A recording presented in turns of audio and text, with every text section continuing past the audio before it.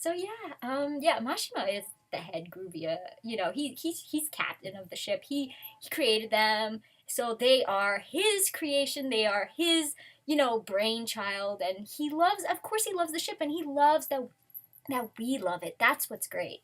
I think so. Anyway, and I think he really got freaked out because we got freaked out. He's like, "Whoa, people," about the whole rejection thing. He's like, "Calm down. All right?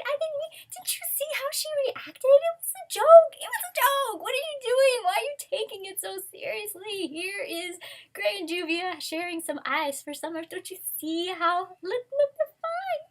And not only that, did you see the 340 chapter that was released the exact same time? I mean, give me a break. Did you see that was good? That was positive. It's not over.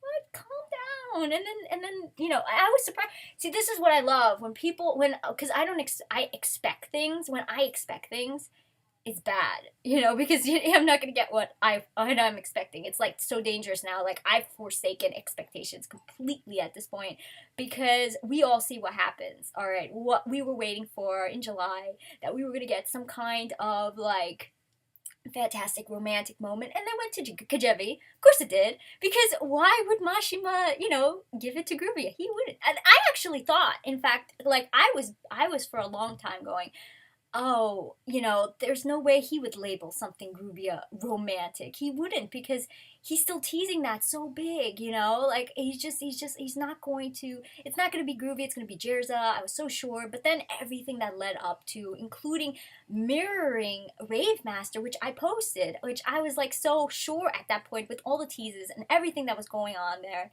I'm like, of course it's going to be Gruvia. It has to be Gruvia at this point.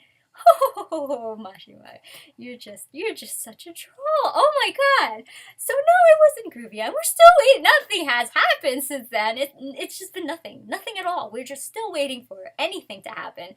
Which is why this post is, I mean, not post, but video is going to be so rambly and disjointed. I actually did make a list of things that I want to talk about, because if I didn't, we'd all be in trouble. Like if I didn't have like a something to kind of guide me, yeah, I would just many tangents.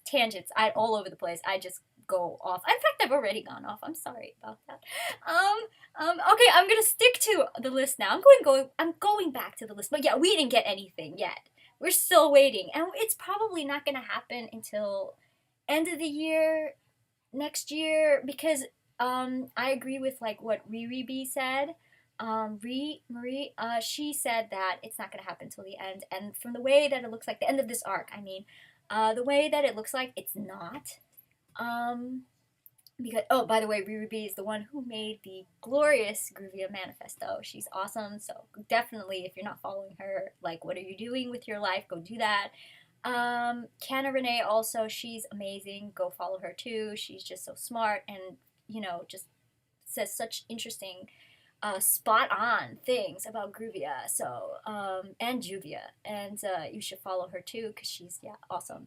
So yeah. But Ree's like, oh, it's not going to happen until the end of this arc because there's so much else going on, and I agree. At this point, it just looks like it's not going to happen until the end.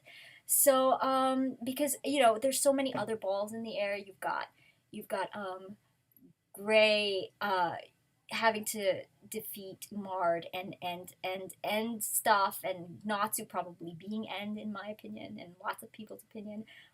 You've got the Lumen Histoire. You've got the poisoning stuff, which Juvia, Mashima. I mean, what?